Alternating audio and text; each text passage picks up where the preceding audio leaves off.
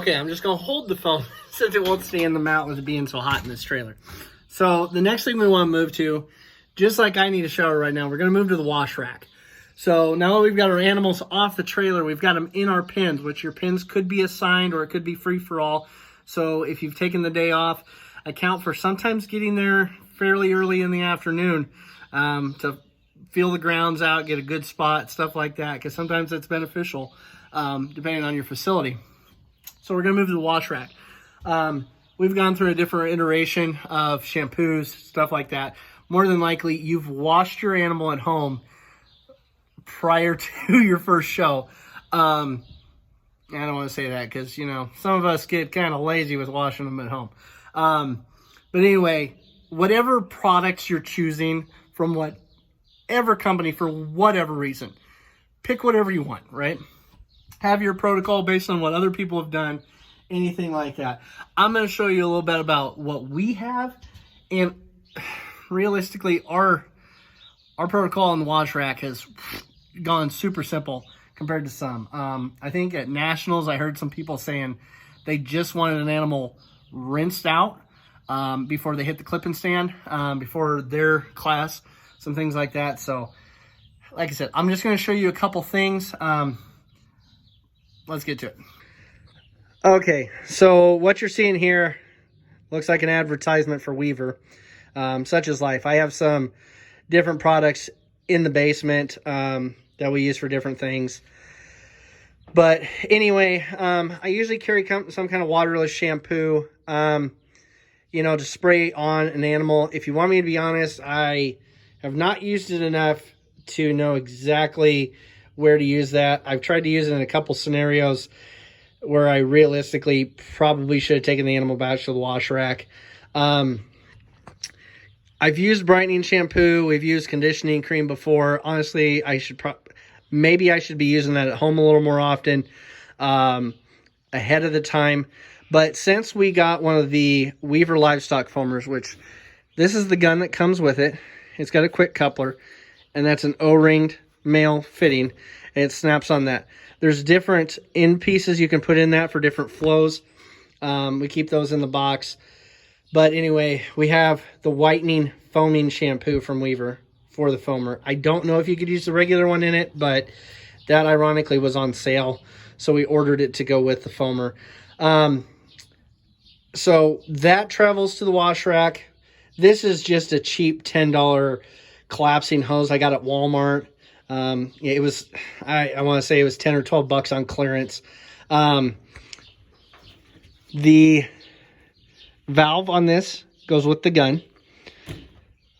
Green, because you know I'm petty and I like to match. We had this other adjustable one that we carry with us, and honestly, if I regulate the handle on that one correctly, I can get kind of a spread pattern just to get the animal wet. So I just kind of make do with that. So we wash the animal off with that, snap that on, foam them up. We've been using this Weaver one, so these are soft, like a more firm nub. We've traditionally used that. That'll pull a lot of undercoat out too. But recently we've just gone to one of these basic ones, and we can help get a comb look to the hair after we wash it. Like, we'll leave the wash rack wet and we'll comb them back with that. So that's kind of what we used this weekend. Nothing overly complicated with this, guys, but we carry a multitude of things. We used to use Pro Charge and Pro Shine, or whatever it's called, where you combine the two. We were using some of that last year. We just went through a lot of it, and honestly, let's just wash the animal, get them clipped up nice. I think that's probably where most of your effort needs to be put. Outside of that, if you can get that down, then we can start looking at some of those other products. Because frankly, whitening shampoo, brightening shampoo, yada, yada, yada, I really don't know. Now, I know Weaver's got some medicated shampoos and stuff. Pick whatever you want. I do just say these are handy, because traditionally we would pour some shampoo in our hands and try to soap it in. This will lay it on like a foam cannon for a vehicle, so those are handy. Try to pick you up one of those if you have one available at the farm store. Order one online. you're starting to see a ton of those in the wash rack at the shows. Outside of this, if you aren't running this, let's look in the old show box here and see if I can find it.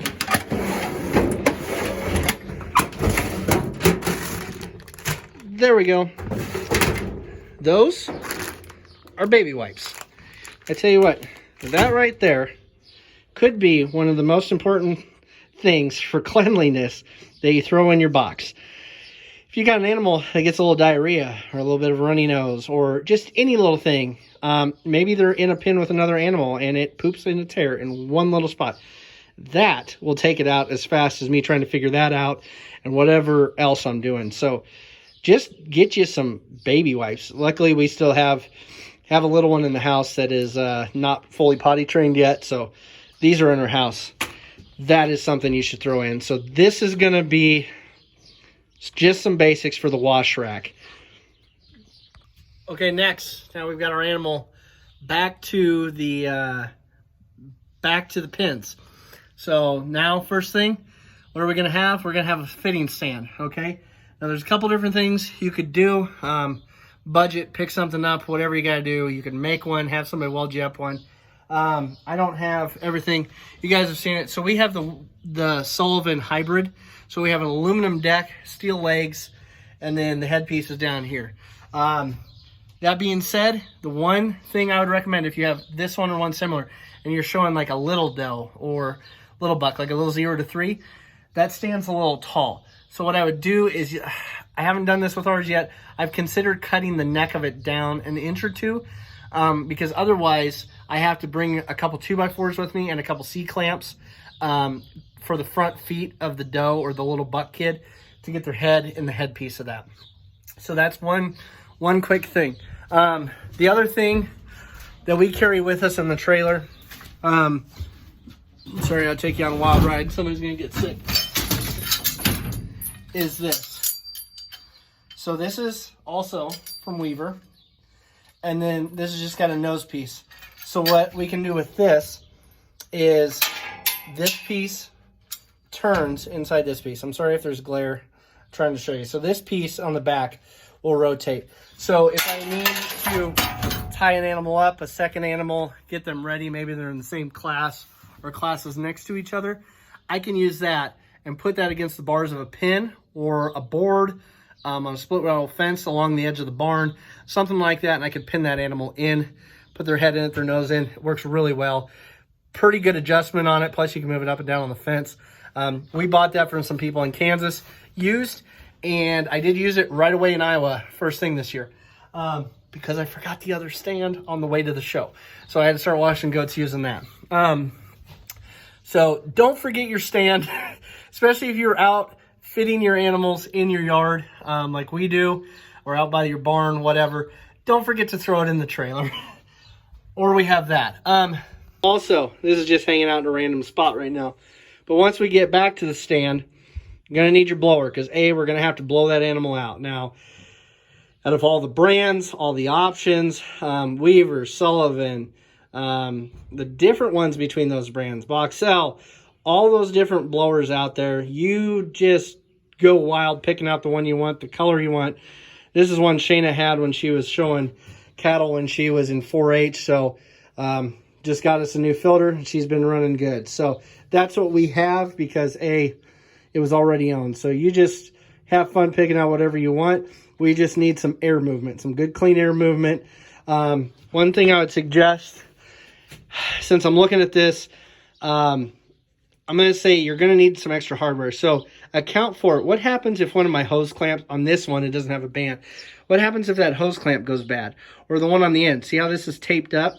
I do have a new end for this in the box, because there was a show supply trailer at one of the shows. What happens if I need to fix that? Make sure you carry a few things with you to fix those things. And then have a screwdriver, a nut driver, something like that to put those on and get you rolling. Because, yeah, people are friendly. I've let people use ours when they forgot their blower, something like that. But just remember, I'm quick to let you use mine. But I'm going to be very cognizant of the fact that you have priority on your blower. And so if I forget, I'll just try to work my animal in if mine poops out. So just remember that, guys. Don't forget that. Have the pieces to fix yours if it goes out. Now, if the motor poops out on it, I'm just out of luck. I don't carry a spare $300-400 blower with me. Okay, well, you've probably got most of this at home because you probably worked on clipping most of your animal up at home instead of doing it all at the show. But there are cases where we pull an animal out of a pen and we get them washed up quick and we just say we're gonna fit them at the show. So first thing, what do we need? This is a discontinued clipper from just a year ago or 2 years ago. It's an Andis Excel plus 5-speed. And so that was our corded option we had used. It's a great one. We have somebody up the road that actually sharpens blades at Prairie Sharpening, just on Waverly Road here north of Lincoln. You can get a hold of him. He's working on doing a mail order blade sharpening business. He'll have cardboard boxes for your blades to fit in. Last time I talked to him, he was working on building the business around you pay shipping to him and he would pay the shipping back. A blade, that's a 10. He's got used 10s for reasonable price. And like I said, he'll sharpen these blades for $7 or $8 a piece. At the time I had some of these sharpened. So that's just a little plug, but he also has drive heads for these, things like that. Make sure your equipment's in good working order before the show season, or have a contact that if something would go down, maybe you can get some parts or repair or something like that. So this one's been rebuilt. We haven't used it since. We just bought this Premier, let me turn it, 900CL cordless, 2 batteries. So far, Shayna really likes it. She's been doing all of our fitting because, well, I just am not good at it right now. So we bought that, a couple batteries and charger, so we've been carrying that. We actually carry the case with us. I tell you what, guys, this little thing, I don't know why I didn't know about this before. I saw somebody in Iowa with it. It's a little Andis blade carrier. So it'll hold 9 blades. And the problem we had is one of the kids was playing with the clippers one day, and I think one of our medium blending blades chipped a couple teeth off and some things like that. So this is nice. Each one of these Velcros at the top, holding it in. Here, you always like it better when you can hear it, so you can trust me. So they Velcro in at the top, folds over, Velcros, holds 9 blades. Works great. Maybe pick you one of those up. They're probably like $20 or something like that. We also have Andis's metal tooth guards. So like right here, obviously 1/2 inch. We run the 1/2 inch on a 10 for a whole lot of things. Trimming our goats up, down the back, some things like that. So I do have the full set of those magnetic clip-on guards. So those go everywhere with us, because whether or not you clipped them up at home, you wash them at the show. Ultimately, you'll think you'll need to fiddle around on your goat. Clean something up. Make sure you got those. This, oh, geez, pick the color you want, pick the brand you want, pick the style you want, see what everybody else is using. Originally, we started out with this Weaver fluffer, the mini fluffer, and of course we got out of the options, we got the green one. Again, that was me. I was petty. I wanted the green one. This is actually a metal tooth.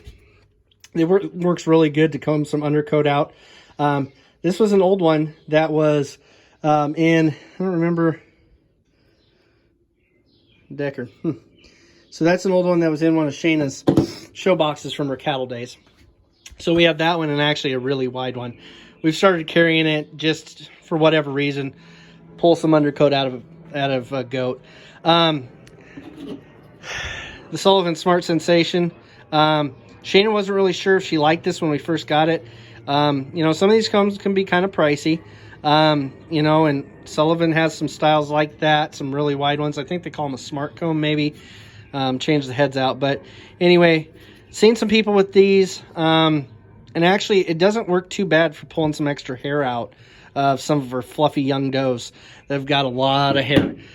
So we started carrying that. It really kind of depends on the animal, what you want to do. Sometimes if you got an animal in the ring, you may want a firmer tooth comb, and you may use it to tease them on the back or under the belly, something like that. So you may carry different ones. Here's another Weaver comb. I preferred this when we started because it left a little finer lines. Shayna was always using that one. It left a coarser line on the animal. That was just preference. I didn't like a final look to that going in the show ring compared to that.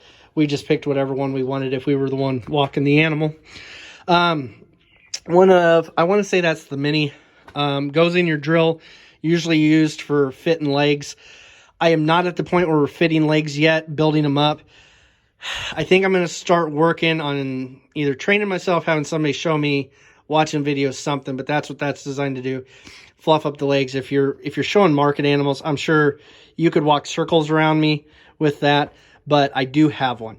Now, curry comb, you know, horse aisle, you know, just for getting some undercoat out. This right here, guys, this is the Weaver de-shedding comb.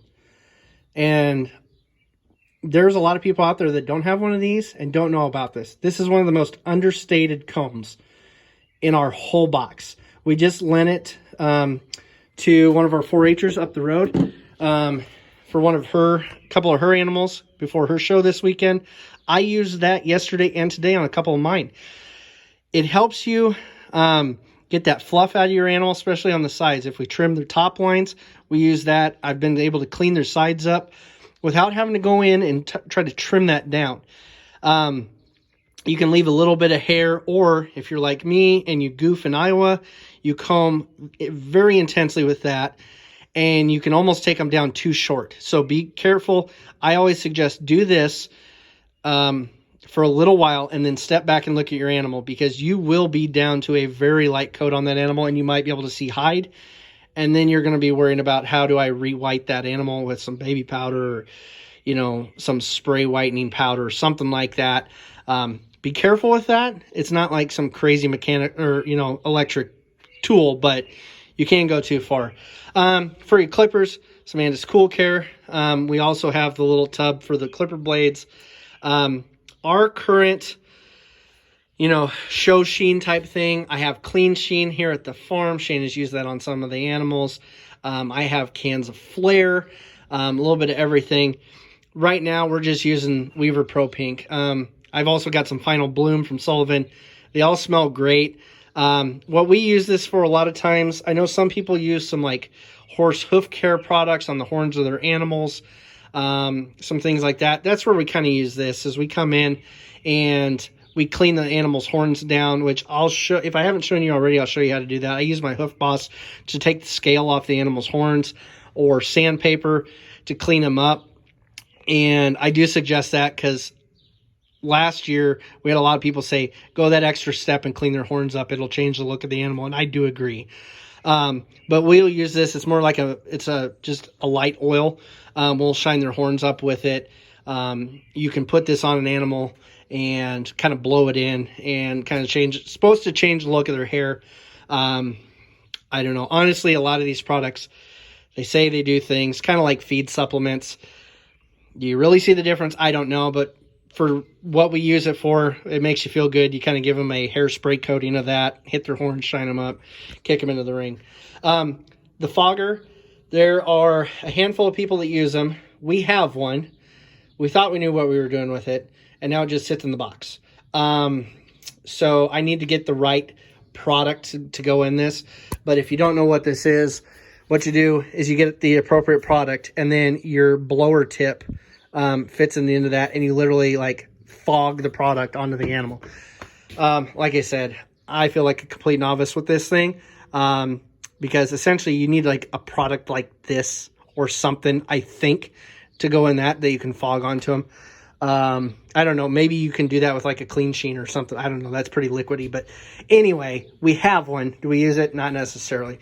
So these are kind of our basics that are in our show box for the fitting stand. I do not believe there's really anything else that we have with us on the stand besides my Hoof Boss. If you don't know what Hoof Boss is, I've used it in previous videos. I use some of the grit discs to clean their horns up. I don't really use them for their hooves because usually they don't do what I need them to aggressively enough. I always double check the hooves. I carry a hoof shears with me just in case. But that would be one other thing that I would use at the stand. Also, we want a good heavy extension cord. I would say maybe have a couple of them in the vehicle or the trailer, maybe a 100-footer, a 50-footer, something like that. I think I randomly have a 75-footer, and then I have that 3-way splitter, because think, my blower needs to be plugged in priority. It has an outlet on it, so I can hook my hoof boss to it. I can hook my corded clippers to it, or something like that. Or you have a cordless clipper, and you can go that route. So remember that as part of your show stand protocol.